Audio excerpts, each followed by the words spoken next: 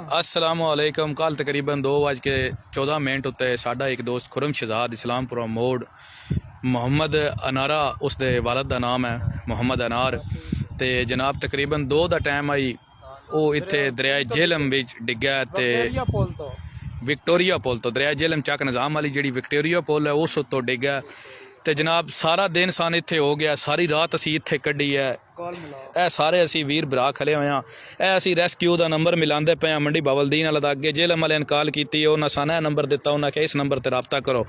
इस नंबर उत्ते अस तकरीबन कोई 200 कॉल कर बैठे हाँ। उन्हें साड़ी कॉल चाहिए नहीं ना कल चाहिए ना हुण चाहिए। ए सारी आवाम बैठी है पुली उत्ते तकरीबन 1000-2000 बंदा साडा बैठा हुआ सिर्फ इस वास्ते बशायद की गल है डेड बॉडी मिल जाए ठीक है। लेकिन साडी गौरमेंट अगे अपील है बराए मेहरबानी मेरे जितने भी भरा सोशल मीडिया उत्ते जितने भी मेरे वीर हैं सारे वो जनाब सोशल मीडिया उत्ते इस वीडियो इतना एक शेयर करन ताकि साडी ये जिहड़ी वीडियो है साडी इमरान खान साहब कोल पहुँच जाए ठीक है। तो शायद दी गल है साडा भरा सान मिल जाए। तुहाडे सारे वीरां दी बड़ी मेहरबानी होसी।